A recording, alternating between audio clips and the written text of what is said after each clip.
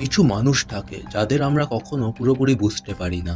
তারা আমাদের জীবনে আসে খুব অল্প সময়ের জন্য, কিন্তু তাদের প্রেজেন্স আজীবন থেকে যায়।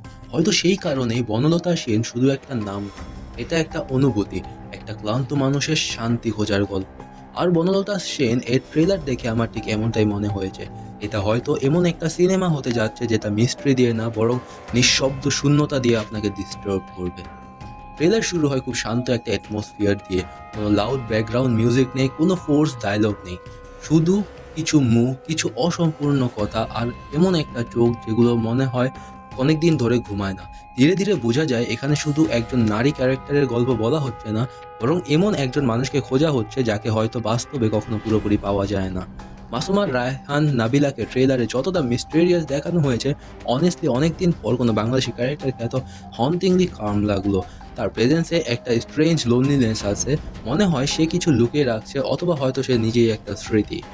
আর এখানে ট্রেলারটা ইমোশনালি হিট করে, কারণ এটা ট্র্যাডিশনাল লাভ স্টোরি ফিল দেয় না, বরং মনে হয় এটা এমন কিছু মানুষের গল্প যারা জীবনে শান্তি খুঁজতে খুঁজতে ভেতর থেকে হারিয়ে গেছে।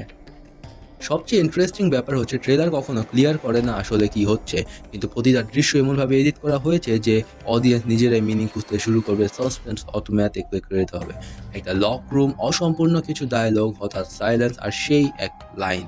হঠাৎ মাঝখানের এই ডায়লগসগুলা একটা রহস্যের মতো লাগে। মনে হয় পুরো মুভিটার থিম এই লাইনগুলোর মধ্যেই লুকিয়ে আছে। হয়তো এখানে ঘরটা কোনো রিয়েল জায়গা না, হয়তো এটা মানুষের মন, হয়তো ট্রমা, হয়তো এমন কিছু স্মৃতি এখানে থেকে মানুষের বের হতে না পারাটাই স্বাভাবিক। আর এই সাইকোলজিক্যাল অ্যাম্বিগুইটিটাই ট্রেলারটাকে এত আনসেটলিং করছে।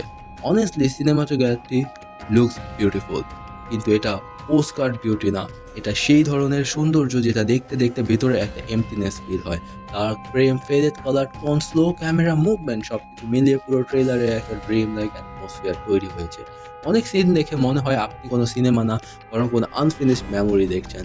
আর ডিরেক্টর মাসুদ হাসান উজ্জ্বল যেভাবে সাইলেন্স ইউজ করেছে সেটা অনেস্টলি অনেকটা পাওয়ারফুল দিক। কারণ অনেক সময় কোনো ডায়ালগ ছাড়া সিন অডিয়েন্সের ভেতরে ডিসকমফোর্ট ক্রিয়েট করে। আর এটাই এর সবচেয়ে বড় অপরচুনিটি। সবচেয়ে ডিস্টার্বিং ব্যাপার হচ্ছে ট্রেলারটার ইমোশন খুব রিয়াল লাগে।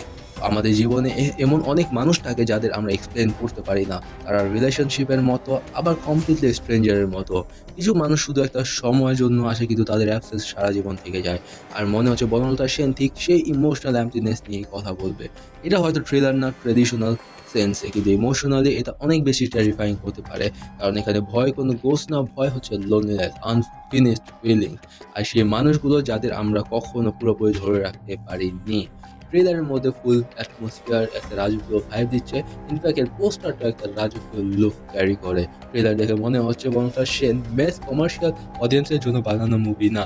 এটা স্লো, পোয়েটিক, মিস্টেরিয়াস আর ইমোশনালি হেভি একটা এক্সপেরিয়েন্স হতে যাচ্ছে, যেটা শুধুমাত্র গুটি কয়েক অডিয়েন্সই মন থেকে এনজয় করবে।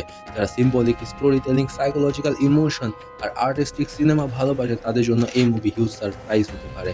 আর অনেস্টলি অনেকদিন পর কোনো বাংলাদেশি ট্রেলার আমাকে এত নিঃশব্দভাবে ডিস্টার্ব করেছে।